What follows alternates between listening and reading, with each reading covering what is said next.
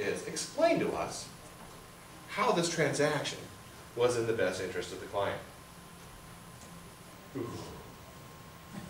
That's when the can of worms just opens right up. That question's asked. And it's a great question. It's a great question.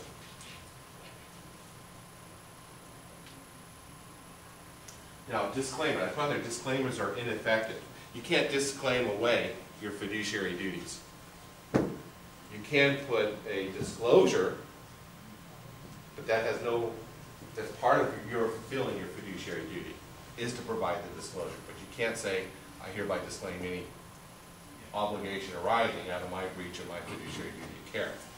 That doesn't work.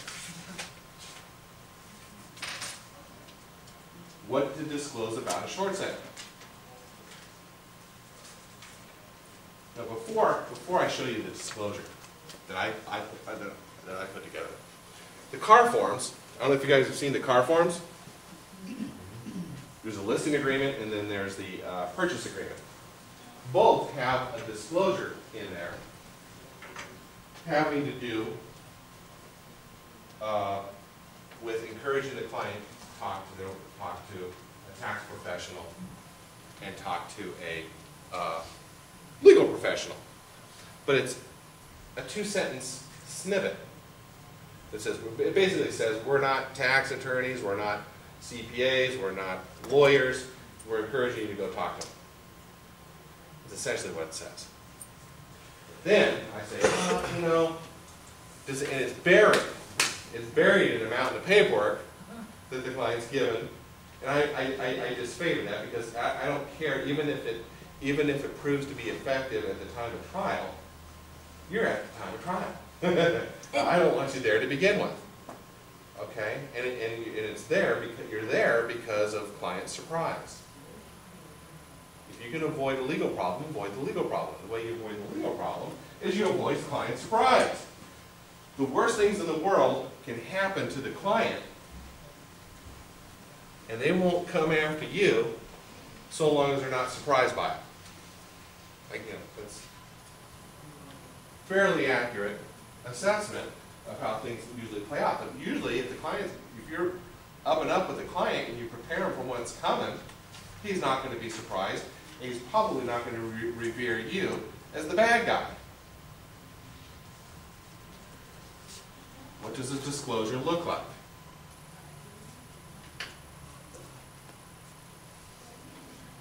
This is the one I put together. It says, please be advised that by going through with this short sale, you could be held financially liable for the unpaid balance on one or more of the loans collateralized by your property.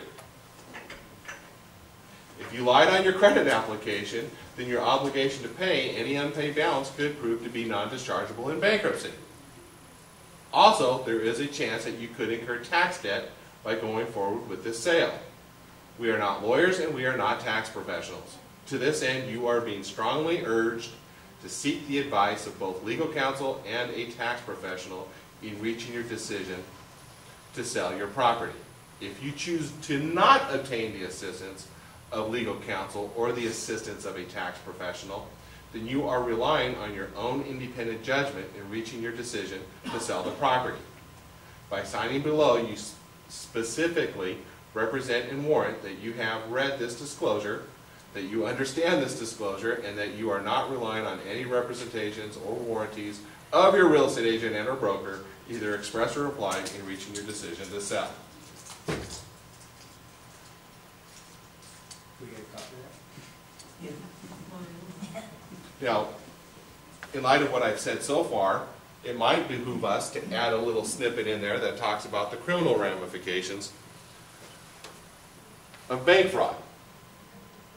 Now, here again, because of the discretionary nature and the variable nature of what is happening out there, this type of disclosure, though it may be appropriate and it may cover 80% or more of the situations that you may encounter, nothing is foolproof. So you can't blindly rely on even a disclosure, even though you may revere this as being fairly comprehensive, trust me, it doesn't cover every combination or permutation of events that could transpire in the world. Is it possible to create such a document? If you want volumes, volume 1, volume 2, volume 3, you know, the problem with the law and everything else is man's behavior. The law is always responsive to man's behavior. And as time goes on, people go about their lives, they go about their business, banks go about their business, and how do they all come together at any given moment in time? You know, we can call upon our personal experiences and try and put something like that together, but you're basically asking, can anybody out there anticipate every combination or permutation of events that could possibly transpire? Well, no. I mean, that's difficult. You can never sign away your rights to sue, no matter what you put. Yeah, but it's pretty effective if you strive to avoid client surprise. If you strive to avoid client surprise, you're probably going to be able to sleep pretty well at night. When there's that element of client surprise that may exist in your world, that should cause you to lose a little bit of sleep at night. Now, as to all disclosures, again, I'm going to say it again, redundancy is necessarily a good thing. But make sure your clients sign the disclosure and they date the disclosure. Provide it to them more than once. During the initial client meeting, have them sign the disclosure. Something like that. Later on down the road, have them sign another one. When they come in to sign the listing agreement or the purchase agreement, have to sign another one. What's the same darn disclosure? So what? It makes it hard for them to come back later and say, we didn't know. And they will do it. They will do it. Okay.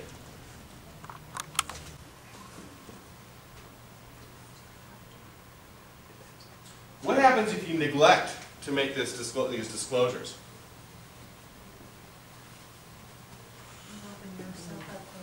Yeah, you really do. If the outcome of the transaction would have been different, but for your involvement, you just assume financial responsibility for the deficiency balance or for the tax bill.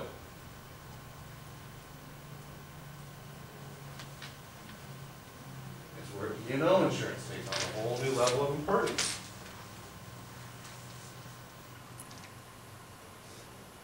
You are dealing in an environment where there are multiple legal issues taking place. It is a nasty battlefield that you're navigating.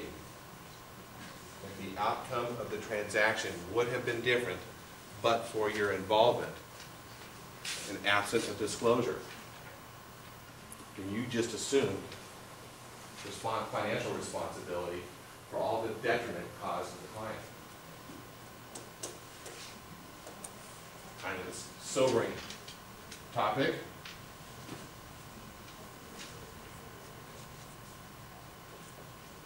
First thing I would recommend you do when they come in to identify the clients that whether or not you got that are going to become problem clients versus non-problem clients, look at the loan application. Compare that to where they're at today. Do you smell a rat? You know, a lot of the clients, I'm going to tell you right now, they're going to tell you, I did not lie on my loan application. No. They'll do that on you.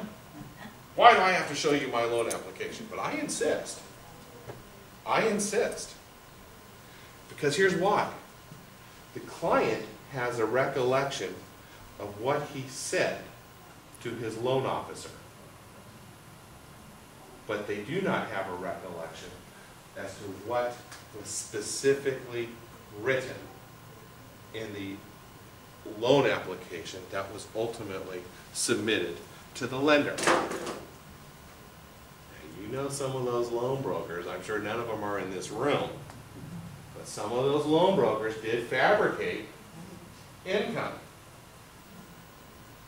They deceived the lender, or the borrower, the homeowner. So if they're